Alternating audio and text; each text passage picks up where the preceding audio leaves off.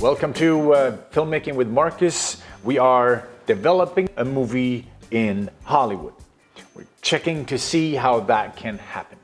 Now, what I'm doing here on this channel is I'm going to walk through with you the process of making a movie. And we're going to go through it from a perspective of living in Hollywood. How do we go about it? What movies do we choose to make? And like the whole process. And it's a long process, and it's not to be taken lightly. It's not the perception that many have is that you just go to Hollywood and make movies. It's usually not that simple. Some people might be able to, but for most of us, it's a long haul journey, and we have to work quite hard at making things click, make them fall in place, find the right connections, create the right creative material, the right powerful, strong, and hard-hitting material that will really kind of sink into the audience, right? Your audience, whoever your audience might be. And one of the things that we start to learn is how do we tell stories? How do we tell strong stories? And now I'm talking to you from the perspective of a filmmaker, to another filmmaker, to a writer, to a director, or even a producer, right? But I want to go through what makes a good, strong story. And one of the things that we start out with is a vulnerable hero, protagonist.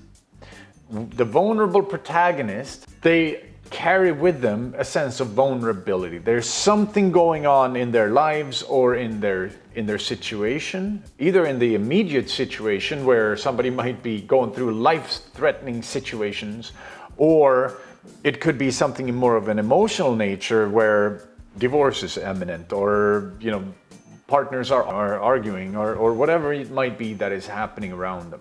But things are going on that are not easy to face.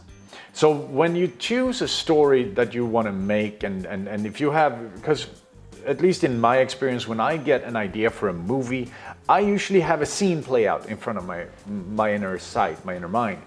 And the scene can be anything from an emotional state to a very violent situation. There's a movie that we're working on right now called The Winter, and I ended up, it started with me having this sort of a vision, like just in my inner sight. I saw an African-American lady in the 1800s running away through the snow from five guys on horses, five white guys on horses who did not look very friendly. And she's running for her life. Now this was a very powerful, strong image of, we see her in a close-up, and behind her, far behind her, we see the guys coming on horses through the snow. Very, very difficult scene to just even imagine. And here's the thing, again, kind of like what we did with Sally Jane and Rex, there goes Sally Jane, is breaking it down. Why is that such a compelling image? Because here we have an African-American woman who we know is running for her life. She's trying to get away. It's through snow. It's through a very harsh environment with some very harsh men chasing behind her. This in itself creates a very strong, compelling drama, right? And the image, and like the conflict in this image is so very imminent. It's so right in your face. And this is one big part of how we create drama, right? We said that last time. Creating drama through tension, through conflict, both outer conflict and inner conflict. And this image that came to me, I started developing that. Like I sat with it and I thought, oh, that looks like a cool movie. Feels like a cool movie. Because then the next scene I saw was the African-American lady. We named her Coffee in a cave with her daughter, and she doesn't know if her 10-year-old daughter has frozen to death or not, because she finds her in the cave and it's super cold, and here's the daughter just laying freezing. So another scene where Coffee is going through a very hard time. Now I started developing that into a storyline, and because at first I was going to make it a simple movie, and then it turned out that no, I got to make it a story. So I started building a whole world around it. I built a town, I built what happened, how did Coffee end up in this situation, what led up to it, what are the events, and why are these five guys chasing her, who is their boss, what's happening in the behind the scenes here. And that became a whole big story called The Winter, which is now a feature film script that we are developing into a film. And it's very beautiful. Me and a few other producers are involved with this process. So when we find a strong protagonist, a strong hero or heroine, which strong means also vulnerable. It means that there's something in their characteristic that we notice, either they have an addiction, substance addiction, alcohol, something, or they are hiding something even maybe from themselves, or they're hiding something from other people about their past or about their lives in general. And when you start to see that, that actually makes for an interesting character. Why is it that they need to be vulnerable? You may ask why. The answer is, of course, we won't get emotionally engaged or involved with this character unless we can feel them, unless we can feel a certain weakness about them, a certain vulnerability, a certain emotional accessibility. And when we also need to be able to relate, right? So when you can relate to a character that's having a lot of struggles or strife, then it becomes easier for us to see, oh yeah, I know what that feels like. Or we can see somebody struggling with things we have no way to connect with, but we can still feel empathy for the struggle they're going through. And that in itself builds a bridge of confidence, builds a bridge of attraction for we get attracted to these characters. And it can be anything from a real strong hero or to a anti-hero. There's a movie called A Man Named Ovi, which recently became A Man Named Otto here in America. Otto, that movie starts out with the main character trying to commit suicide.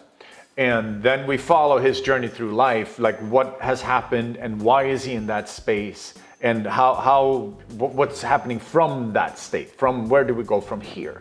And it's a beautiful, beautiful storytelling involved in that. Now, one of the things is if you see a character that has no flaws, if you see a protagonist, a main character, without any flaws, usually they become very flat. They are unengaging. They don't engage us. We don't feel much for them because there's no threats to them. And the best example, I believe, is of course Superman, right? Superman, I'm not saying that we can't love Superman, right? We love the idea of Superman. We love the myth, the story behind Superman. But in most of the movies, he is so powerful and so strong that there's nothing that can stop him, except for kryptonite and maybe Lex Luthor. But still, it's like, it's very flat, right? They did a beautiful job in the TV show when they added the love story. Of course, the love story is there in other movies too, but it became more apparent in the TV show.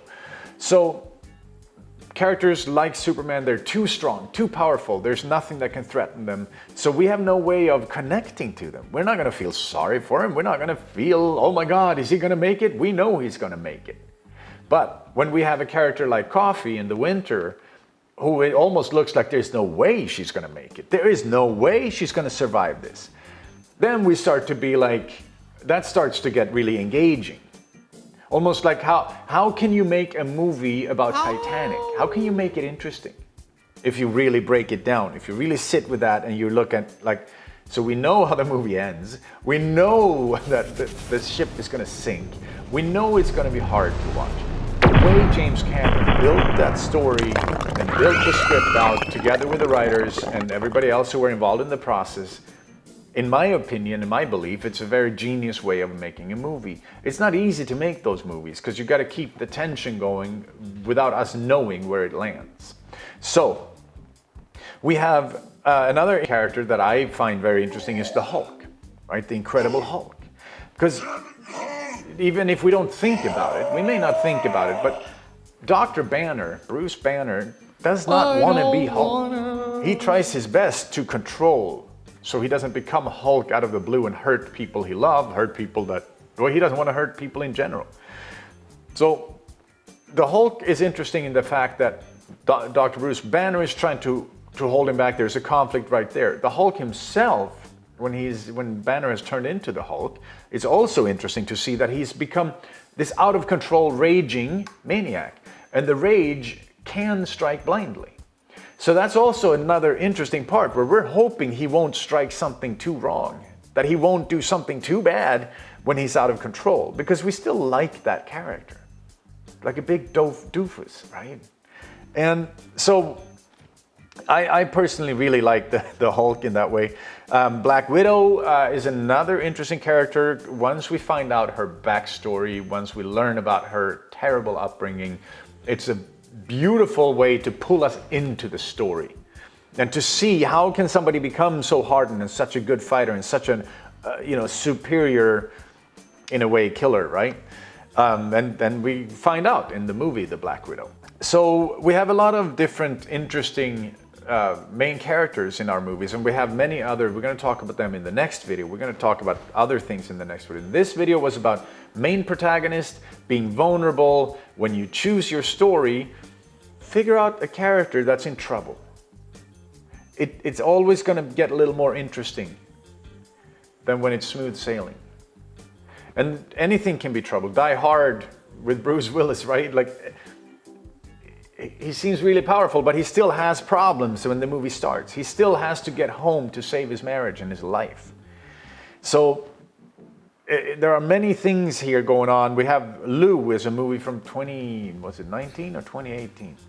Lou is a beautiful movie where there's a lady living in the woods who's been trying to kind of hide in the woods, and one day she gets discovered, and there's a whole drama that unfolds around Lou, but she turns out to be a highly trained, skilled CIA asset, and it's a spoiler alert. Sorry about that, guys. But it's a very strong movie, and then here's another interesting character where it starts out with her being a crotchety old woman who's not pleasant. She is not pleasant at all in the beginning of that movie, and then she slowly comes around, and we slowly start to understand what's going on behind it. And we have in Lawrence of Arabia. We watched Lawrence of Arabia. This is one of the old classics, a major classic movie. And in Lawrence of Arabia, he's got secrets in his life that are very, very subdued, right? Like we don't even see them until it goes a little further into the movie. And it's still not outspoken. But he goes through some harrowing times when he's down in Arabia, the Lawrence of Arabia, and then he ends up returning to England and lives their last few years in England. But this storyline goes from, he goes through. He has hard things that he's hiding as well.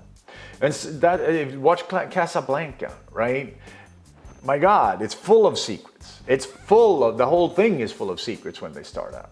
And how Star Wars, if you watch Star Wars, especially the one from 1977, A New Hope, when we see that and we see how we get into the movie, we get right into the action with Leia, and then we get into the action where Luke is leaving his house and going off on this, I forget the name of that scooter thing. But when we see Luke, right away we know there's a whole backstory. We know there's a whole life going on here behind the scenes. A lot of things have been happening before we enter into the story. That creates a very strong pull into the story. Just like when we saw Coffee running for her life away from these cowboys through the snow, and they are on horses, and there's no way she's going to make it. Much must have happened before this moment. Many things must have unfolded before this moment. Did she escape? What's going on here? It awakens a lot of questions in our mind, and that subconsciously sucks us into the movie. So my encouragement, when you try to figure out what movie to make, find a character that seems to be going through a hard time of some kind. And it could be anything. It could be looking for a job. It could be a homeless person. It could be somebody who's drinking too much. One interesting way would be you start the movie when a person wakes up out of a blackout behind the wheels of a car and wakes up to the blue and red lights behind him or her. And the police that's knocking on the window. That wakes you up, and that's how the movie starts. It could be an interesting way to start it. So, you know, one way to do this is we could walk slowly into a movie, but often it kind of sets things up a little stronger if we jump into the action. And it's not about not getting to know characters or anything like that, but it is about not being afraid of creating momentum, movement, when we start telling our story. One of my movies is called The Fourth Candle, and I made it in 2013. And it starts with a woman putting makeup on in the mirror in her bathroom. She seems nervous about something. She goes over and she lights a few candles, and she turns on this CD or this vinyl record player, and this beautiful music starts to play, and she looks over and goes over to the rolled up carpet, unfolds the carpet, and there's a man in the carpet, taped up and unconscious. It's a very strong hook. That's how the movie starts. And then we put him in a chair, she tapes him to a chair, and that's the continuation. Then the movie keeps going from there. These are ways to hook your audience. These are ways to make where is it going from here? And what the heck happened for this to take place? So these are good questions. If you're a filmmaker, if you're a producer, if you're a actor, or a writer, then these are good questions that we can use in order to create stronger stories. Because that's what it's all about, getting better and better and better at telling our stories. Yes, That's how it is. All right, everybody. Thank you for being here. I will see you again next week. Then we're going to be, we're going to keep breaking down scripts. We're going to be talking about story and scripts now for a while here. Because I feel like that's good information that needs to be out there. If you have any thoughts or questions, if you're watching this and you have any thoughts or questions, or you would want me to talk about a specific script or a specific movie, I'd be very happy and excited to break down scripts with you, or just having thoughts around different characters in different movies. It's super exciting to discuss those things. All right, everyone, have a beautiful, beautiful week, and I will see you again next week. All right, take good care.